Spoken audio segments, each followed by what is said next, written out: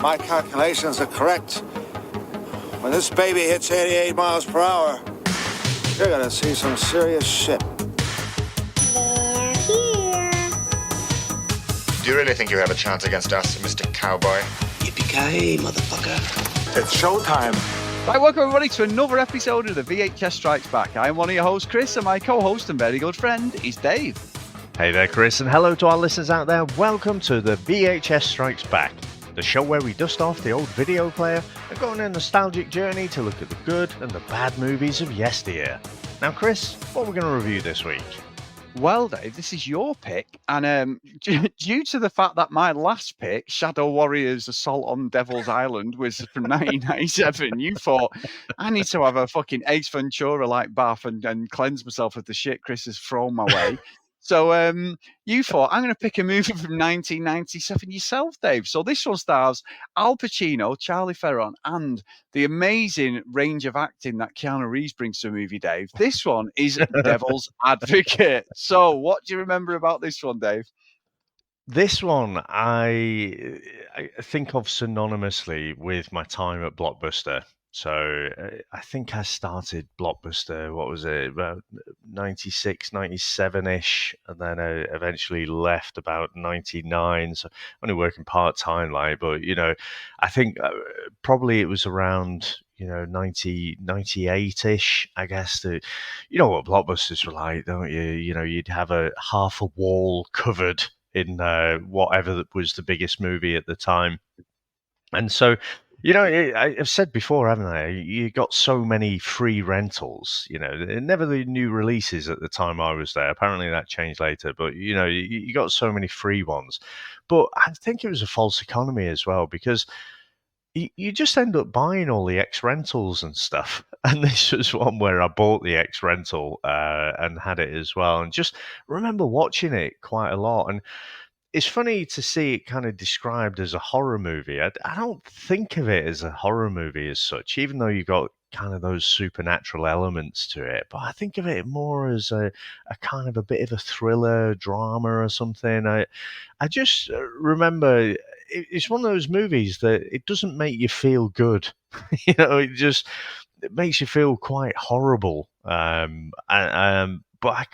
I couldn't stop watching it, and it's one of those that it kind of would occupy my mind space for quite a while after kind of watching it.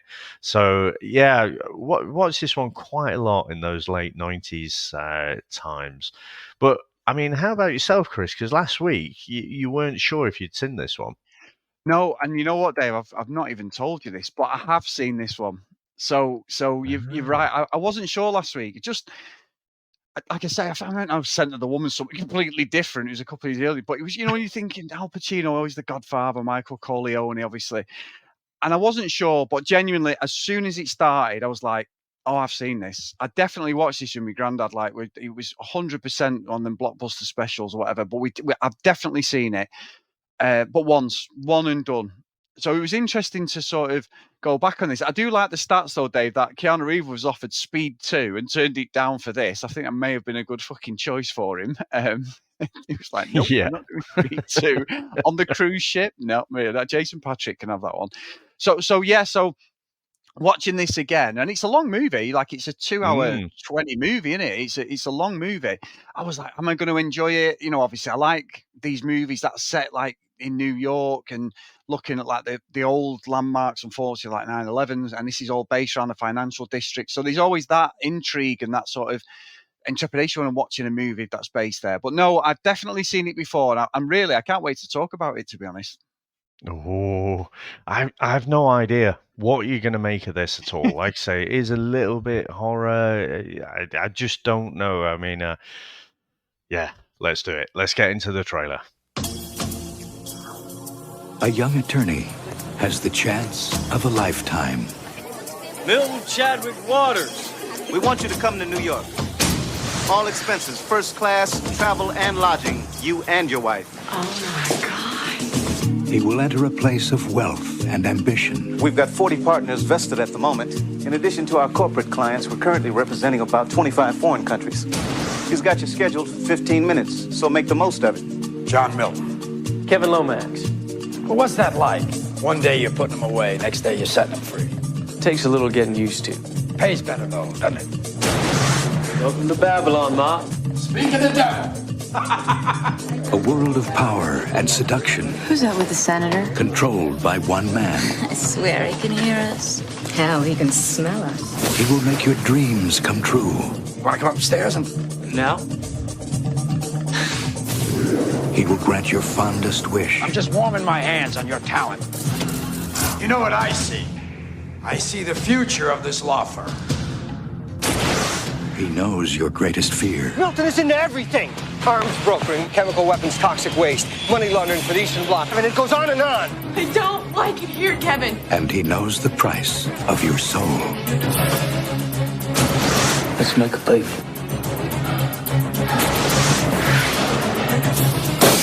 Who are you? Oh, I have so many names. I'm here on the ground with my nose in it since the whole thing began. God likes to watch. He's an absentee landlord. Keanu Reeves, He's always been there. I know that now. Al Pacino. As God sleeps late. We will win. It's my time now. The Devil's Advocate. Kevin Lomax is a Gainesville, Florida defense attorney who has never lost a case. While defending schoolteacher Lloyd Gettys against a charge of child molestation, he realizes his client is guilty. Nonetheless, Kevin proceeds with his defense, destroying the victim's credibility through a harsh cross-examination, securing a not guilty verdict. Now, Chris, what do you reckon to the opening of this movie?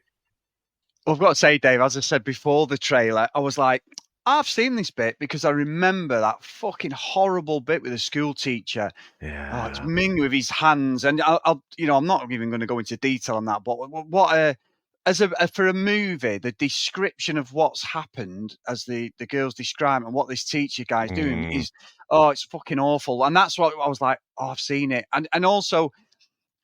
As a defense lawyer, what gets me, right? Obviously, he does the cross-examination. You're like, fucking hell, and it's a real high-profile case for the area, isn't it?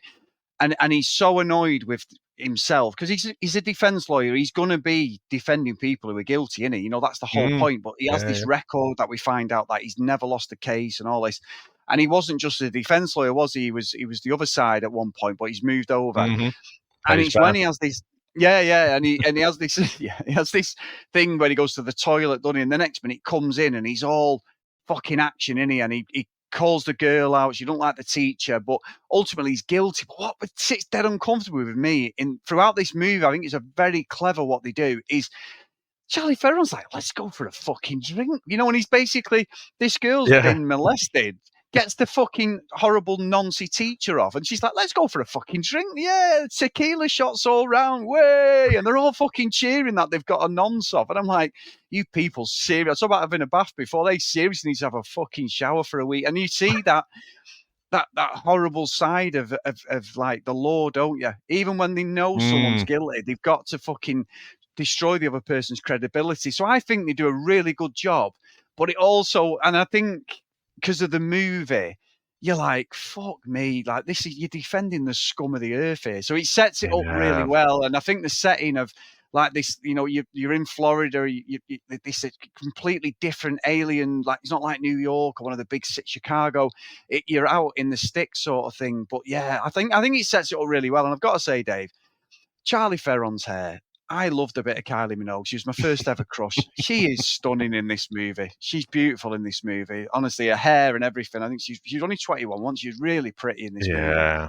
Yeah, this was the first thing I'd seen her in as well. And we'll come on to that a little, so to speak. We'll speak about that a little bit later as well, I'm sure. But, I'd never even thought about that. The fact that you've just got this, this poor girl has just been absolutely decimated on the witness stand. And Charlize Theron's like, woo, let's go.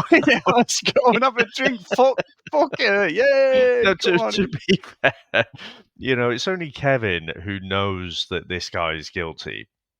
He's kind of burdened with that knowledge. Everyone else doesn't know that. But even so, with the subject matter, it does seem a bit odd, doesn't it? I've never even thought that until you've just pointed it out. But yeah, there is something so unsettling. It's straight away you're in the courtroom, and it is a fucking horrible subject matter. And the kid actor, fucking hell, what a performance! Brilliant, yeah. She puts in. You genuinely believe that what she's saying and acting, and so, and yeah, the fucking nonce is fucking rubbing himself while she's describing what happened and stuff. Slightly unbelievable, I think, but it sets it up, as you say, really, really well. And yeah, I just, there was something when I put it on. So it's another one, $3.99 on Amazon Prime. Is. So I Yeah. thought, I'm definitely going to watch this one again in the future. But so yeah, as soon as it started, I'm like, oh fucking hell, and even though I kind of love the movie, it's fucking sickening throughout. Yeah. I don't ever have a good feeling. There's no endorphins when I watch this. It's deeply unsettling, but I'm fixed on it, and like I say, for such a long movie, it does pass the phone test where I'm not scrolling through my phone or anything. I am just glued to what's happening. Yeah, and you know what, Dave? I call out Keanu Reeves, don't I? I always say a two-line actor.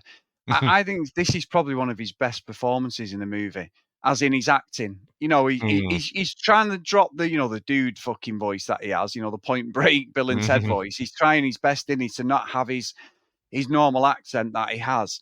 But in this, I do think it works really well. And I think the fact, I mean, you've probably read it yourself. You look at the trivia and everything. He starts off in a white suit, and as the movie carries on and on and on, and things change, his suits get darker and darker and darker.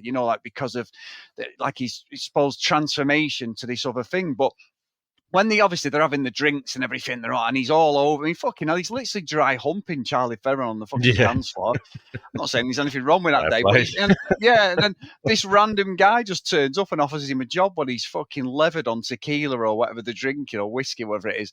And he's like, there you go, read that. And he's like, oh, we've won the lottery. We're going to New York, baby. And I do like his character. Kevin Lomax. What's really weird though, Dave, I went to school with someone called Kevin Lomax. So every time they say Kevin, and also when they're saying Kevin and he's in New York, I keep thinking of fucking Home Alone. Like, Kevin, there's a few times someone shouts at him and I kept thinking Home Alone, you know what I mean?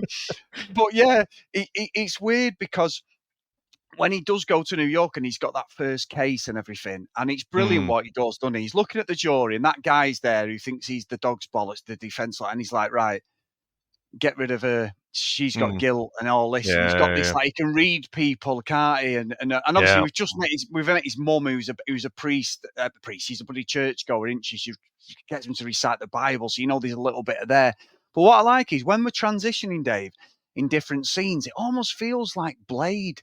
As the movie gets going, obviously that was 98, but the way they shot it, where the camera's low and it's like New York, and then you see it turn to dark, doesn't it? Like at night, like as if like all the day, the day walker and all that stuff, and then you've got like the vampires come out at night. It's almost like subliminally it's telling us that as the day goes on and it gets darker and dust settles in, things seem to get more sinister in this world. And I do like what he does at the court thing because it's brilliant. But then obviously he gets that fucking apartment block near Central Park, and it's fucking, and straight away it's a bit dingy, innit? A bit dark. And then he meets that other couple, and they're like, yeah, there's only two of us here. And the apartment is amazing. I'm sure if it's still there now, which it probably is, it's worth millions because they're so expensive in New York. But yeah, I like the setting and the table laying of everything going on, because obviously Marianne, she's suspicious of the whole thing, but she's going with it, isn't she? She loves like the money that they get in and all that, but she's still a little bit, whereas Kevin's just completely involved in this new sort of law firm that he's in finger. And I do like the fact that the woman in red is there when he sees her in the office thing, when he's having a little tour, and she's in red speaking different languages, because that's definitely a devil, like, subliminal message that will be being told at the start. I like that. Yeah, Christabella. So played by Yes. Connie Nielsen, who she was Wonder Woman's mum, I think. All Is she a right. mum or something? She was definitely in Wonder Woman. Um, so here's the thing, right? I don't know what it is. I mean, Connie Nielsen is stunning, but to me, she looks older than Charlize Theron. Yeah. Like, and not any better looking. And so when I was younger, Chris, I was always like, why would you go with her? And y- Marianne is so much better. Why would you do that? But I mean, it's a little nitpick, but I think it is kind of, again, it is fascinating the way Kevin's kind of seduced and Marianne's kind of going along with it initially, at least, isn't she? You know, they're both kind of seduced by his success and like the bright lights of New York, and like you say, the apartment is fantastic. But I like how, in terms of storytelling, I like how it's definitely Kevin's story, but Marianne's is quite interesting as well because she's had the career and everything down in Florida. She was her own strong, independent woman, but then she then becomes very dependent on Kevin, doesn't she? And her life, she's surrounded by all the other wives who are just like sort of cynically spending money. They know their husbands are cheating and whatever, but they don't care. They're sort of having a great life with it. And she's kind of getting immersed into that side of things where she's just like drinking all day. She's got fuck all to do. She's got no kind of goals or anything, just waiting for Kevin to come home. I found it really interesting watching this time to focus a bit more on Marianne. Yeah, and you know what, Dave? You're right, because with obviously John Milton, we get introduced to John Milton, don't we, at this point, Al Pacino, and you see him watching from afar. And Pacino's he's very good in this, isn't he? Like, I know I've read some of the Brilliant. stuff where he's brilliant. He was offered this part loads of times, and after a few rewrites, he's like, right, I'm in. But I do like the fact that he's watching from afar. And I must admit, there was a few little crumbs where straight away now I was like, yeah, I get that. Like, he asked him about his dad, and he goes, yeah, I never knew my dad. He died before I was born. His mum tells that basically the only time she ever had sex was to conceive him. I'm thinking, I'm pretty certain. I don't think I saw it the first time round. I'm thinking, I'm pretty certain I know where this is going. Like Yeah. sort of thing. This time, and it's easy to say that now, in hindsight, having watched it before, realizing I watched it before. However, I genuinely did think, right, okay. And he's like, yeah, I get it. And even when he speaks to Charlie Theron at that party, when they get to the party and it goes all fucking, what's it called? That one, Vanilla. Is it Vanilla Sky? The Tom Cruise one with Nicole Kidman, whatever it is. The Oh, fucking, yeah. yeah, I've seen that as well. That one, and they're there, and you're thinking, "Hang on a minute, that Christabella's wants a piece anyway." Kevin, there's going to be temptation Kevin thrown definitely there. wants a piece as well. Definitely wants a piece of it, yeah, 100%. And you've got obviously she's there, and it's like, "Don't leave me alone." And then fucking Milton makes a move on her. Put your hair up. Cut your hair. Put your hair. And I'm like, Yeah. "The fuck's going on here?" I love the fact that it then starts showing like Milton is just odd. He's got this massive apartment with these infinity pools, but then he doesn't have a bed. And he looks like a sand fucking pit or something. He's in like something you'd see in like a Blade movie where he's fighting the baddie at the end or something, like, and you don't know what's going on. You don't see any of this of Milton's character. He's just a very well-driven businessman, don't you, at the start? But then things just start happening. And the fact that, I mean, Ed Rooney's in it as well, out of Ferris Bueller, but he's like Yeah. one of his henchmen. Less said about him, Dave, in Later Life, the better. But he's in it. I think he plays a good part in this. But yeah, I'll be honest with you, I'm trying not to say it, but I'm all in on this. I really, really enjoyed watching this. Like, I didn't think I would. I thought, it's fucking, this is going to do me. It didn't. You feel that like anxious anxiety, which is very difficult when you've watched a movie like this for the second time. But you see stuff happening all the time, and I think Keanu Reeves is really good. I think it's probably one of his best acting performances. Especially for the dialogue, which I'm always critical of. I think the writing's really good, and for him to do this instead of Speed 2, it's like, yeah, you've made a very, very good fucking choice in life there, Talk son. about a dodged bullet. Oh yeah, but no, I'm not just going to keep saying the same thing. But I do genuinely think that it's a great movie, and I think like Al Pacino is brilliant in this as Milton. He's a horrible bastard, but brilliant. Yeah, I mean, I think, like you say, the party scene when he's kind of getting her to lift her hair up. I mean, he's very gently kind of manipulating her, isn't he? You know, Yes. he's doing it in a very kind of inoffensive way, but he is manipulating her even at that early stage. And like, there's something with the music, the way everything else just fades into the background, and there's something quite seductive about the scene. But I honestly, Chris, maybe a bit controversial here, but we watched Scarface a few months ago. I think Pacino's performance is right fucking up there with Yeah. Scarface. I think he is acting his ass off in this, and I just think obviously you're not sure for a lot of the movie, like, is it a supernatural thing, or kind of a lot of the time when you're seeing demons and stuff, you're not sure, is that someone in someone's head, is that, like, say, in Marianne's head or whatever. But to play that devilish person, so he is ultimately playing the devil, but is he a demon or something like that? I think he was brilliant in this. But like you say, I think Keanu Reeves is good. Not sure I'm loving his southern accent, if I'm honest. It always jars on me a little bit, but I don't know, is that a bias because I know what Keanu Reeves normally sounds like. um, Charlize Theron, I think is good. I think you've got Coach in there, haven't you? Craig T. Nelson playing Yeah. Cullen. You've got Jeffrey Jones playing Eddie Barzoon. I think it's not a perfect movie, but there is a lot going on, and that's a good way to describe it. It's just deeply unsettling, isn't it, all the way through as you're watching it, and especially, like I say, this time I was watching Marianne a bit closer, and you just see her descent, into well, just being trapped, really.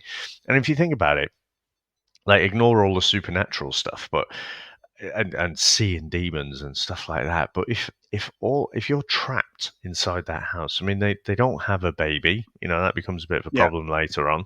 uh you're just trapped, and then you've got this fucking arsehole, this Jackie, who's like, oh yeah, could be green, and she's actually wearing green, and she's like, oh, is this green? Is this green a bit lighter? No, a bit darker? No, oh, it Yeah. doesn't go with your complexion or whatever. You'd just be like, fuck off. Yeah. It would drive you insane, and I think, like I say, she this was the first thing I'd seen Charlize Theron in, but again, totally believable that you see this really happy-go-lucky, almost this kind of naive sense, like you say, I hadn't made the connection, but she has got the kind of 80s Kylie Minogue haircut there. Yeah. But then, later on, she's cut it short, she's made it all straight, but, she's obviously got a bit of makeup to make her look white, but genuinely, you think she's losing her mind, and it's not that she is losing her mind, she is seeing things that are put there by Milton. Yeah, and you're right. And what when you went to, like, she goes to with Jackie and she goes to the clothes thing, and then Jackie's like takes all the clothes off, goes, feel these, Yeah. and she's like, Yeah, what? yeah. Hey, what? Feel these? Yeah, your doctor, whatever. But then we see the devil, don't we? That, like, devil, like, inside her, don't we? Her face changes, like dusk till dawn Yeah, yeah. almost, and it goes Yeah. down her body. And Charlie was like, what the fuck? And this is where it does take a sinister turn, the movie, because then you've got, obviously, Jeffrey Jones, Captain Bazoo, he's running through Central Park, and you've got these three people running at him that turn into sort of holograms as such, and they're chasing him, and then that guy kills him. But this is all stuff because this thing with Cullen, you say about the coach, what gets me is, right, so I was saying at the start about, like, the pedo guy, yeah, you fucking, yeah, we've got him off, whoa, yeah, he lives to do that again to someone else, way, what a fucking great bit of a conscience we've got. But then when they say they're at the party, and and Milton says to Kevin, come on, we need to go, Alex Cullen, billionaire, his wife, his stepson, the maid, they're all murdered, right? But the next minute, he's not remanded in custody at all, even though he's a billionaire. So they're sort of saying he can get his own bail. That wouldn't happen. But they're talking in the outset of, like, some building that he's obviously, renovating or whatever. He's not bothered again. Another shithouse character about his wife, his stepson, the Yeah. maid. He's not bothered about anybody who's dead. He's just bothered about getting himself off. And again, you're like, well, you've definitely done this, haven't you, you wanker? You know, and they're trying to get this thing together. You know, and again, another unsavory character. And I really picked up on that this time, like the defense lawyer side of it. It's like, he's got no fucking remorse. He's another guilty guy, but they're trying to get a team together. I mean, Dave, I know we will never probably ever know really, but look at it was almost like the O.J. Simpson level of like, you know, has he done it? Has he, you know, one of them where it was like every He can't have done it. The gloves didn't fit. the gloves, yeah, they were too small, allegedly, yeah. But what I'm saying is, like, you know, the OJ thing was he's guilty every being in our bodies and everything in the world, and he got off on it, and that's what this Kevin and Milton's job is to do, to get the most unsavory characters off. I mean, he gets the guy off. He does this, the ritual, and he's saying it's like a Muslim ritual. He's the guy off fast. He's the guy off Gone in 60 Seconds. Actually, the cop. But this one with Cullen, honestly, again, I think it depicts just like that seedy, horrible thing of like you're meeting these people, you know, are guilty, but you've got to then get them off. And I think it plays it tells such a good story of that life. While you've also got fucking Milton.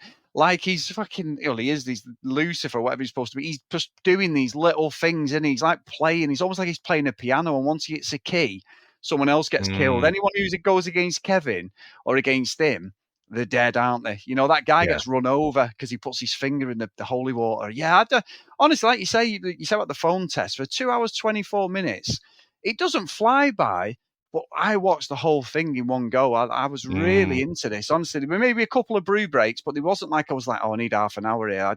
I was into it like completely. Like I think it's an underrated movie, to be honest, Dave, of Pacino's and that. Everyone goes directly to Scarface, Godfather, everything. But I think you're right. I think his acting's brilliant in this. Yeah.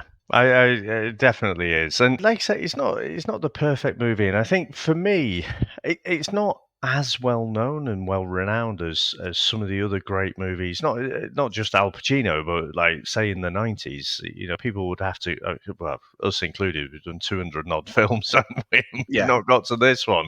I guess just for me, it's quite prominent, just because I was working in blockbusters and surrounded by movies all the time. But so this was based on a novel that came out in 1990. It's funny you mentioned about O.J. Simpson, but you know, it'd been optioned as a movie, but it was actually the O.J. Simpson case that kind of brought the script back into prominence, and that was what kind of, you know, got people excited about it again.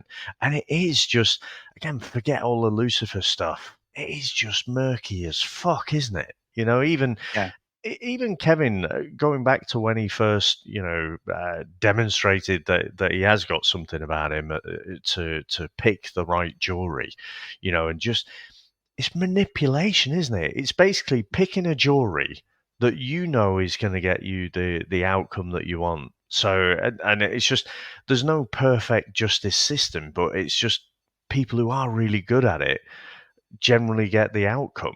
So, you know, that the more you pay, so the better you get, the more you get paid, and then if you've got the money, you pay for the best people, and you know, like Cullen, guilty as fuck, so clear from like that first scene when they're up on the building site.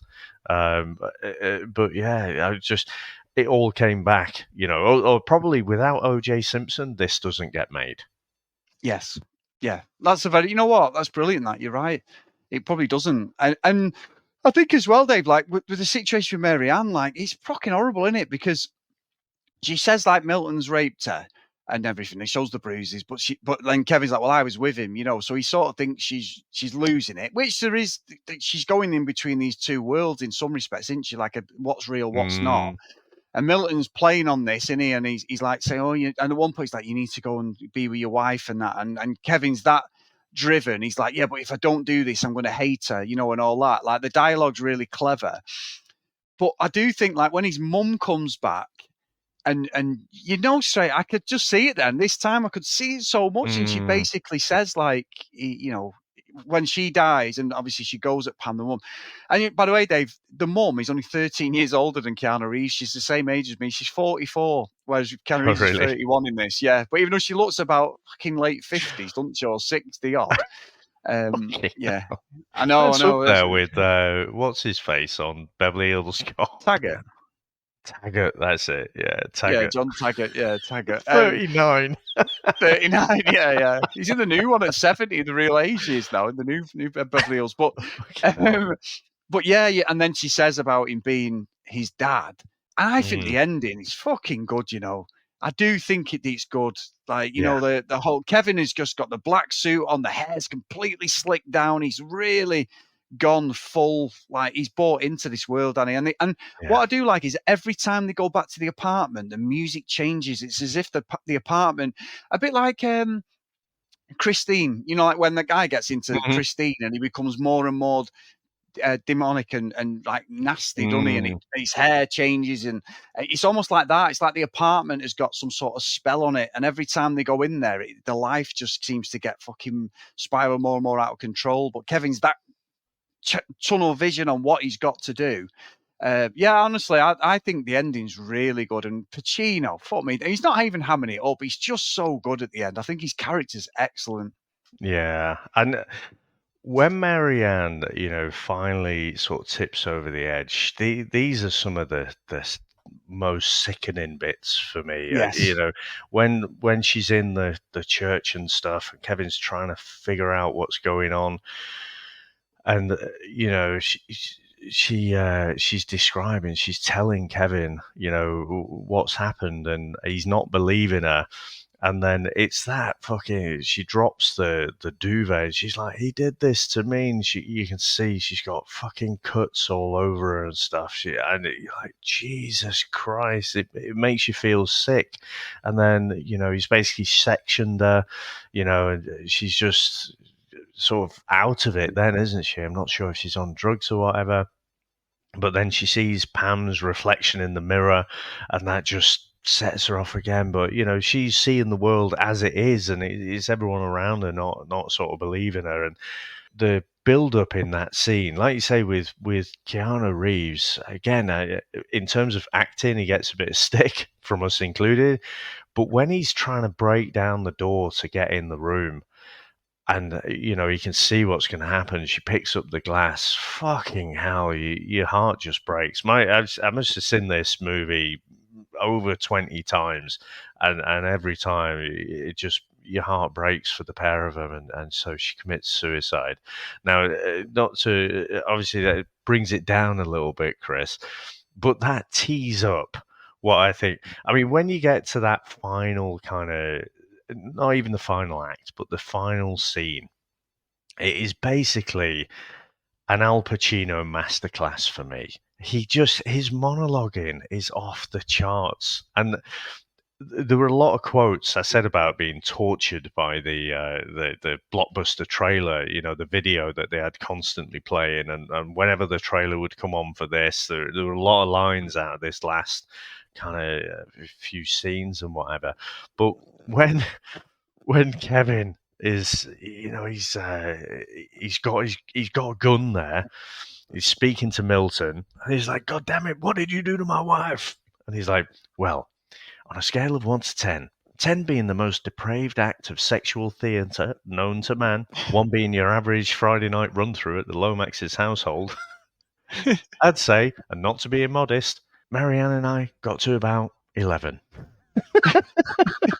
And the way he delivers it, it's just, I know it's horrible, but it's fucking funny as well. You know, Kevin is on his knees, like he's just fucking seeing his wife, you know, descend into what he thinks is madness, and like she's literally committed suicide right in front of his eyes, the love of his life. He is absolutely distraught. And Milton is just fucking sticking the knife in there. So yeah, not funny, but funny.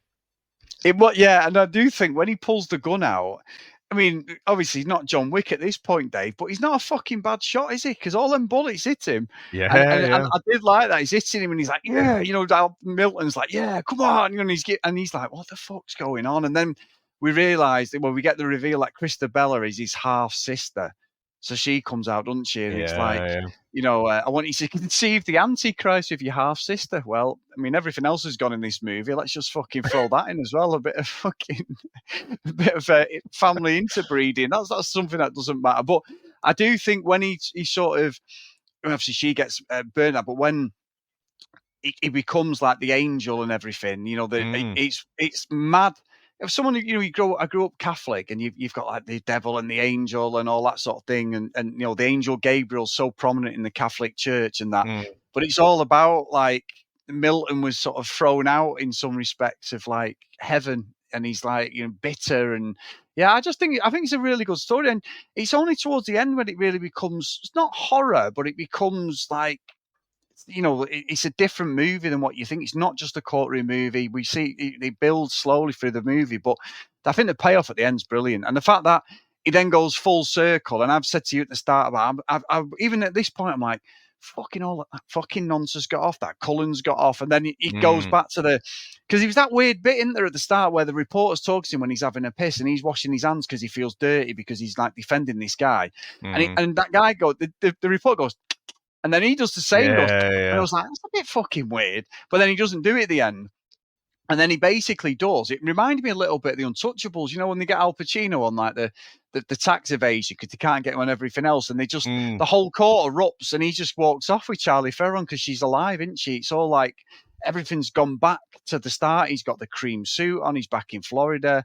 I think the whole payoff is brilliant. The only thing they wanted at the end, Dave, I know it sounds really silly, I wanted the fucking Dusk Till Dawn music on, at the end of the movie when it comes in, it just kicks in and they drive off or whatever. I know it sounds stupid, but that music would have just fit that setting perfectly. But yeah, honestly, I think the payoff's excellent at the end.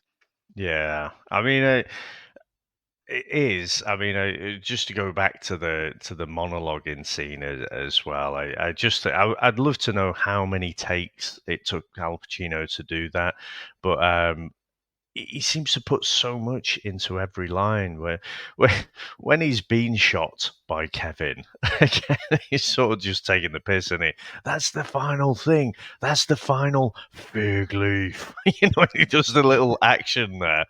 But when he's given the perspective, his perspective as the devil, because up until he gets shot, I think a lot of it's implied. I guess you've got, his finger in the holy water.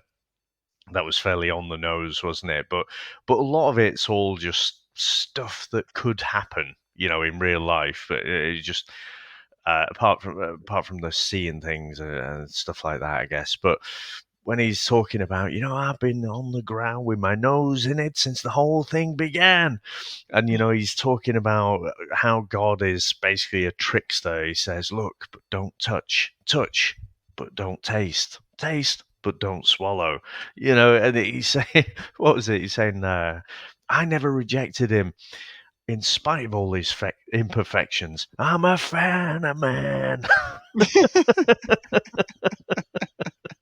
And I'm thinking, he's got some good points here. Yeah. But when Keanu Reeves or Kevin, I mean, it's a bit odd, right? And you've got the whole kind of artwork in the background, which there was a whole controversy about. They got sued because apparently this looked like something else which already existed. So, like, even on the VHS cover, they've got to sort of blur it all out. But this all comes to life. You've got this mad, weird kind of Latin sex orgy going on in the background, and he's just been told. I mean, the love of his life has just literally committed suicide. He's been told that his dad is the devil, and the person who he fancied is his half sister. But he's still prepared to do the deed, for the moment, at least. And he gets there, and then you've got. I mean, if he is prepared to do the deed, you've got fucking Al Pacino right up there in his grill, so come on, Kevin, she's ovulating. it's just a bit weird. It's like, fuck off, Dad. If you want me to do this, just leave me alone. Yeah, when he gets the old free will, right? And he shoots himself. And then you get Pacino, and then it really fucking, you get all the flames and everything. The sex orgy is on fire. I don't really understand, if I'm honest, why he turns into a Keanu Reeves. But the reason I've gone through all that, when he makes that transition from, older Al Pacino to young Keanu Reeves, angel kind of thing, there's a moment that they use the original Al Pacino from Scarface picture. So as he's transitioning, he goes into like young Al Pacino and then Keanu Reeves. And I'm like, that's fucking cool. That is. And I only knew that from, you do your sort of light research and stuff. But I don't quite know what it means. Does that mean the devil turned into an angel? Because Kevin's on the floor with his brains blown out. So I don't quite get it. And I don't know if I love the whole loop thing. Is this a time loop?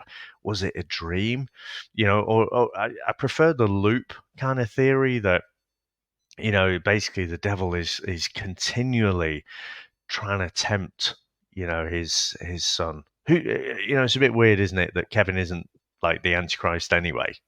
It's like he is the son of the devil, so shouldn't that be enough? But anyway, and some of the CGI is a bit ropey, isn't it? I don't love it where you get the that end bit, that end transition where it's like vanity, always my favourite sin.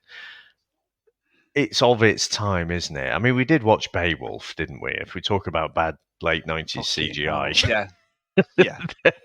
Then this is much better than that. But I do like that there is that kind of loop implication to it at the end.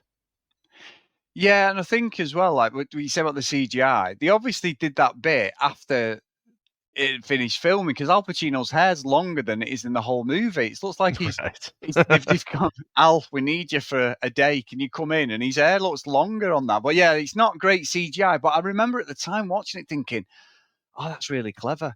This whole thing is like he's met Milton, who's this reporter, but it's this Larry, but it's actually Milton at the end. I did like the way he broke the fourth wall, though. Like you say, dropping that my favourite sin sort of thing. I did like that, and then it goes off. It was good.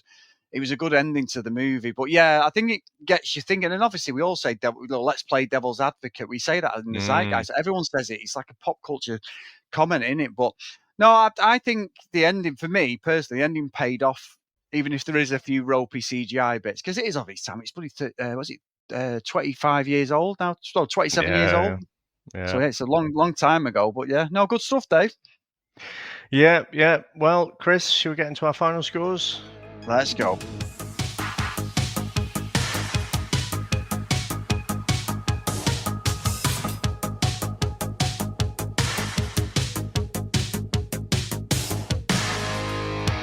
So, Dave, I thought you were thinking I was going to come in and fucking lay into this movie and really, and I did say last week, I did genuinely think I'd never seen it, but I have. No, and as you can tell, I thoroughly enjoyed this. I was really surprised. I mean, I looked at the runtime, I was like, holy fuck my life, sort of thing. But when I got into watching it, I was completely into all the characters, like everything that happens to Kevin and Marianne and Milton, like say, Pacino's like hamming it up, but it works. And when he does the old Al Pacino, when he starts fucking shouting voice, like when all of a sudden he's dead calm and he starts going mad. I think it works. He only does it a couple of times, but it works. And he's a horrible, despicable businessman and everything. And then when we start seeing all like what he actually is and the way he's killing people, and they don't agree with him or they go up against him. And it's almost like Final Destination type. Well, you're going to die, but I'm not actually going to do it, and all this sort of thing. So no, I think the payoff's really good. I like the ending of it, and the fact that this thing at the start about like they're all celebrating getting a pedo off. At the end, he's like, nah, I'm better than this. I'm not fucking doing this, and he gets that sort of bout of conscience and just walks off into the sunset. So yeah, I think the payoff's really good.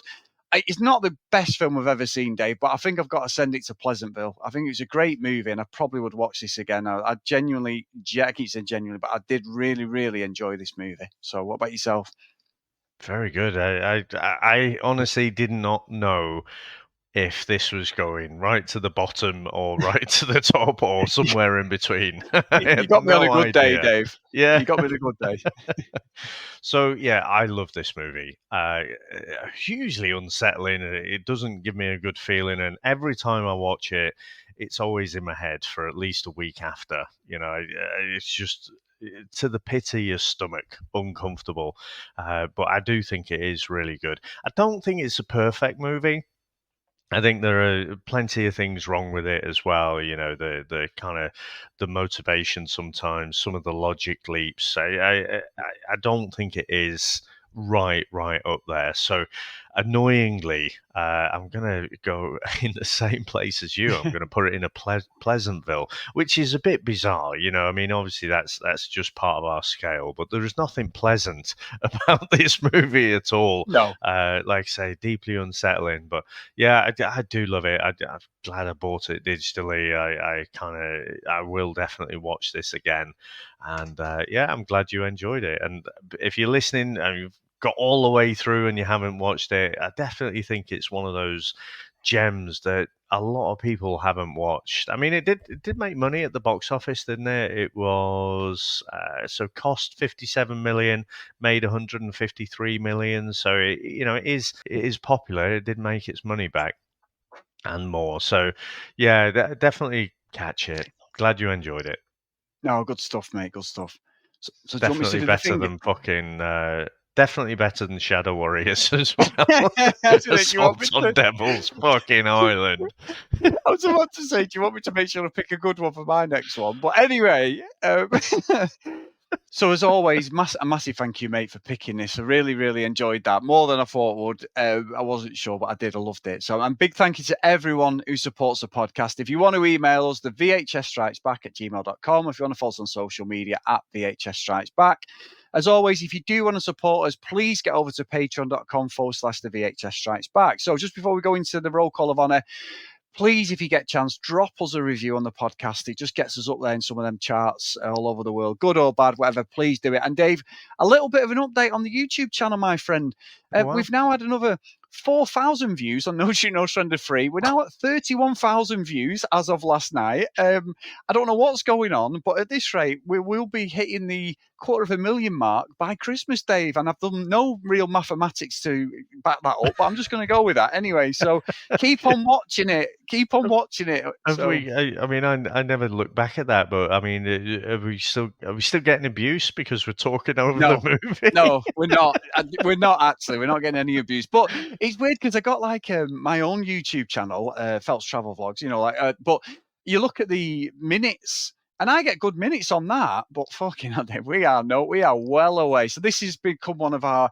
I don't know how it's hit, but it's going to hit, and it's also, I've got to say, Dave, a proud moment in my life that a Lauren Avedon movie is now at 31,000 views. I fucking love the fact that I'm associated with that movie. No Shoot No Surrender Free, my favourite of the series, and it's now going to absolutely send the VHS Strikes Back into the world of, podcasting and YouTube, Dave. Amazing achievement from both of us.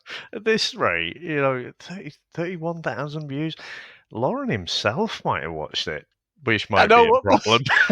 we might end up like resurrecting his career when he's like, look, I can only thank the podcast of VHS Strikes Back. I don't know what it was, but they just made it great. Just don't listen to the podcast, Lauren, because I'm sure Dave's slating you in it, not me. Obviously, I would never do that. I've not watched it for ages. I feel like I have to watch at least the bank scene. It's just scene. Vitali's pièce de résistance, isn't it? The whole fucking opening when he's got the walking cane and then it becomes a shooting knife or something. Oh, it's fucking brilliant. Nonsense. It is. We need to do the second one as a watch along. We've done the first and the third.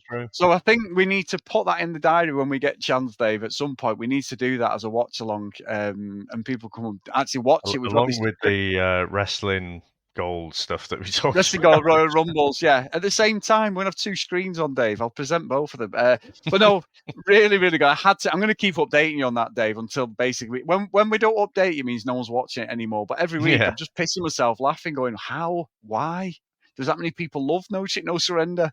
But amazing. So, Dave, what have we got for next week? Well, Chris, that is an excellent question for you to ask me. Because I have slightly dropped the ball on this one. So I'm normally a few weeks out in advance, and I know exactly what's coming up.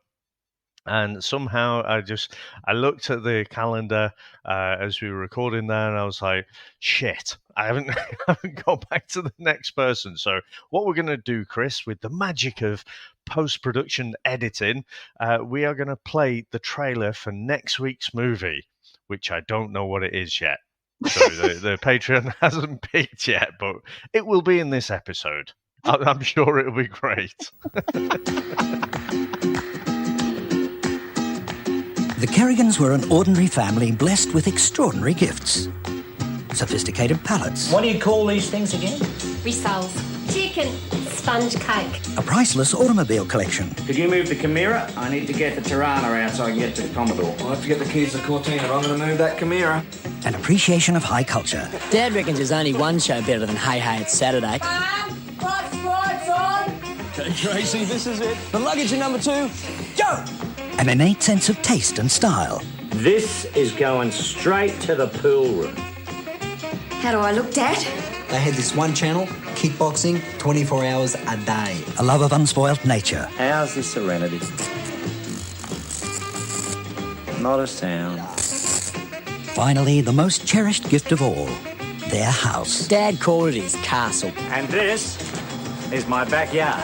Is that the runway there? Well, I reckon we're the luckiest family in the world. Until one ordinary day, a knock on the front door changed everything. Compulsorily acquired. This is a compulsory acquisition. They're going to take our place and we don't get a say in it. But that's why you'll be duly compensated. I don't want to be compensated. You can't buy what I've got. Now the Kerrigans must venture beyond their own backyard to face the biggest fight of their lives. If it's going to be lawyers, I'm going to hit them with the big artillery. I cleared that tray 3 times. What's this Dennis Denuto like, Daryl? Oh, he's a lawyer. It's justice, it's law, it's the vibe. This is about the law. No, that's it, it's the vibe. Do you have a precedent which supports this vibe? Got to know what he's doing. I'm shitting myself. Tell him to get stuffed. Excuse the Frenchie, boss. Get your hand off it, Daryl. The creators of Frontline now bring the Aussie family onto the big movie screen, where they belong. Who ordered medium rare? I mean, now that is a head of hair. The Kerrigans. Dale dug a hole. Ordinary family, Good on you, Dal. extraordinary story. Dad, Yeah, mate. dug another hole. The Castle, a comedy that sticks the finger up the big guys. Suffer in your jocks. Oh, well, Dave, amazing trailer. I can't wait for that. The irony of all this, amazing, Dave. But Dave, you picked Devil's Advocate. What are you going to take us out with this week? Well, Chris, I've referenced it a few times, but that damn Blockbusters video that was just on there, it was almost my ironic hell, especially when I had a hangover a few times when I was working there and the trailer was going on. And one of the lines or interactions between Kevin and John Milton is right in the end scene there. And Keanu Reeves, I'm going to try not to do it in the Keanu Reeves accent. What are you? Oh, I have so many names. Satan. Call me Dad. I have so many names. It was like Mr. Wayne. That was fucking Bane then, Dave. You just can't get away from that impression. Oh, hold on. Let's do that again. Again, shall I do Bruce Wayne? I have so many names. Hang on. Let me do Kevin. Here we go. Oh, what are you? Oh, let's do it. You're fucking Batman, you're that's not me, Batman. yeah. You're Dark Knight yeah, Batman. yeah. Go on. Okay, here we go.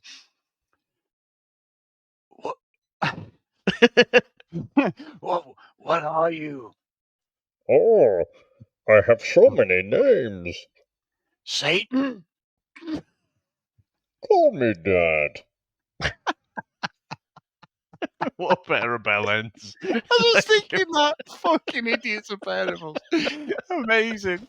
Thank you very much, sir. That's been a lot of fun. Thanks to all our listeners out there. Thanks to all our supporters. And we'll speak to you next time. Bye. That's it, man. Game over, man. It's game over. What the fuck are we gonna do now? What are we gonna do?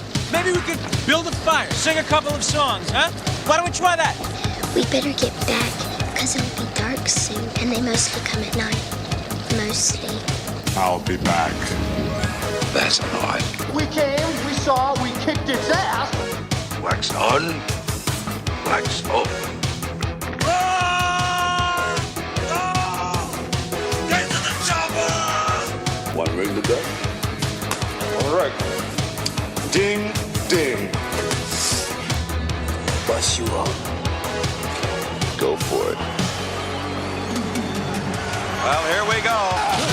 Ain't so bad. Ain't so bad. Ain't so bad. Come on, ain't so bad. Come on. You must be crazy or something. I'm crazy. You just a stupid fool. Maybe you crazy or something. I ain't breathing heavy. He's a fool. He's stupid. I've seen you in 6 months.